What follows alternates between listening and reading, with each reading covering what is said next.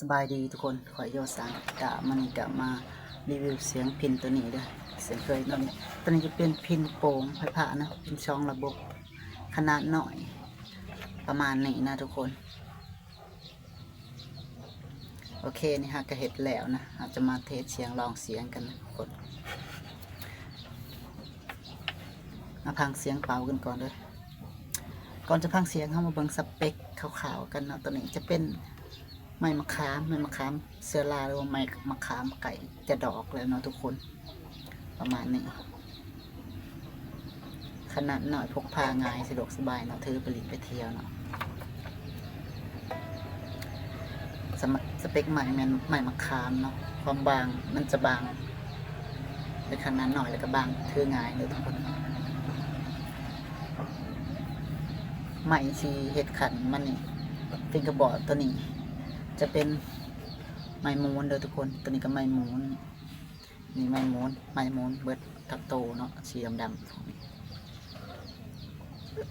ลูกกับประมาณ1ลูกบิดนะทุกคนขออภัยมาก็ติดคอนแทคเป็นอัปเกรดเป็นพินไฟผ้านะทุกคนโอเคจากที่เบิ่งสเปคแล้วเขามาพังเสียงกันก่อนเลยทุกคนเลยพังเสียงเป่ากันก่อน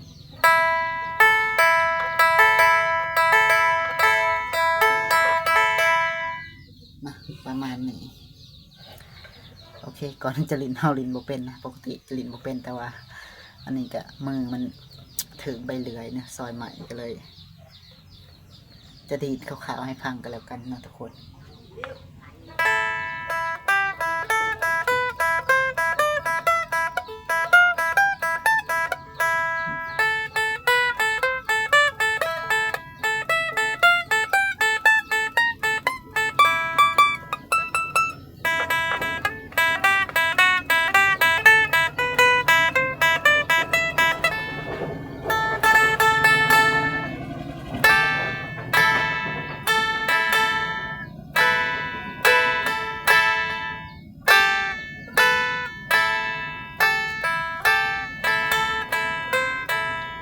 สร้างลินบ่เป็นนะทุกคน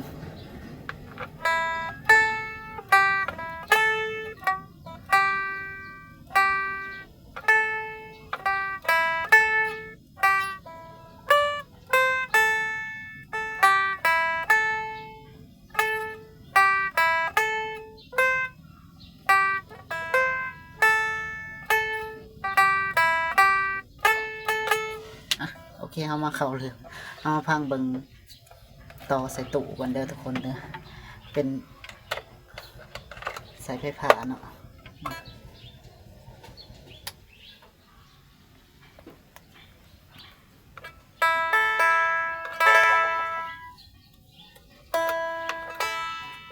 แป๊บนึงเด้อ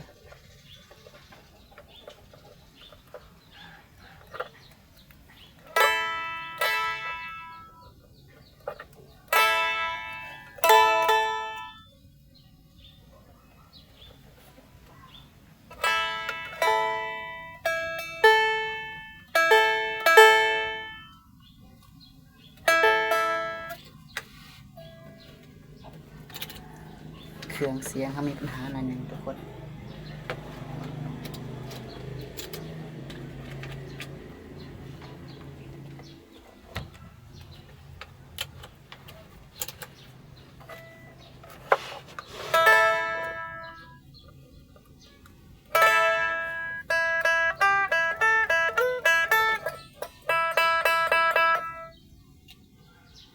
โอเคมาเปิดไกลๆนะนี่นะ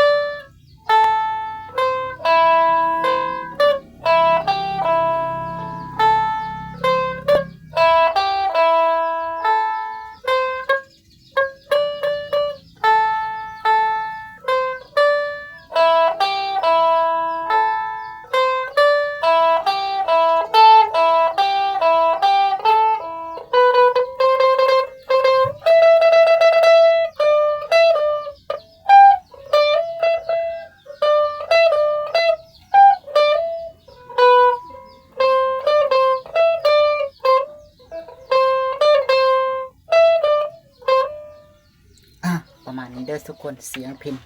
ก็ประมาณนี้นะสร้างลินเป็นนะนี่จะเป็นพินหน่วยที่4เด้อที่คอยเห็นนะทุกคนเป็นแนวใดก็ฝากคอมเมนต์ให้กำลังใจในเด้อทุกคนเด้อตอนนี้ก็พร้อมที่จะจัดส่งให้ลูกค้าแล้วเนาะโอเคเจอกันคลิปต่อไปเด้อทุกคนเด้อขอบใจที่เบิ่งคลิป